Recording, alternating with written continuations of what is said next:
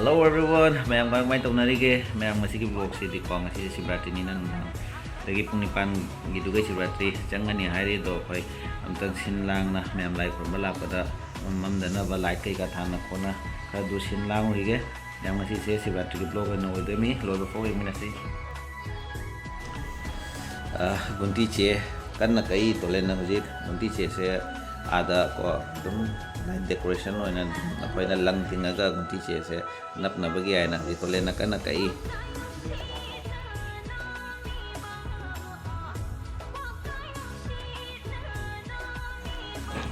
CSF hanjam kakpa loire hojik atopa machu muk pai na ba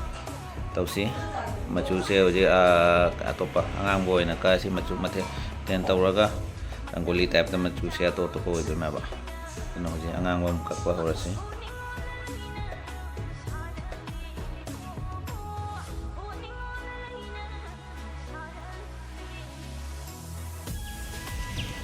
hojik ako'y son gi gunti che se do ai ba gunti che se ma taw loi da sem ma loi na hojik ma kham da da lang ting ga pan ba gi ako'y chat le hojik jeng si pan loi ra ka mai taw mi di panjam ud le ra mi a le ra man de se light pan ga to mi su la tube light to loi pun la do tube ta khoi khoi lagai ba ও বাইরের দিকে একটা লাগাই দিবে আর তো অন্য জেলা ভিতরে আলো হয় আর অন্য ও তো অন্য সামনে এক দুইটা লাগাই দিলে হয়ে যাবে কয়টা পাঁচটা না কত লাগাইবার কথা কইছো না ওই জেলা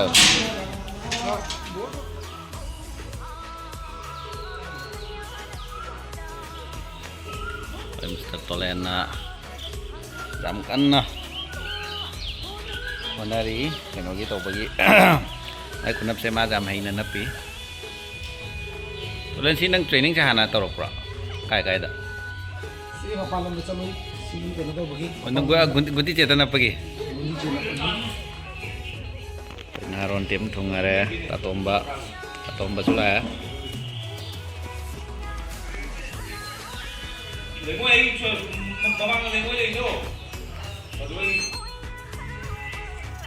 gunti cena pagi saya petrol ya dua si masan saya tatong nakale ako'y kayo nolay o zalay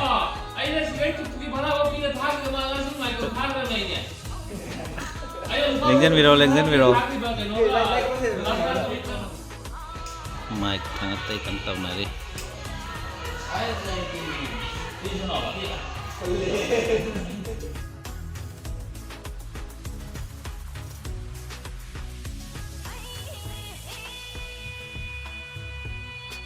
Kasna light king asigi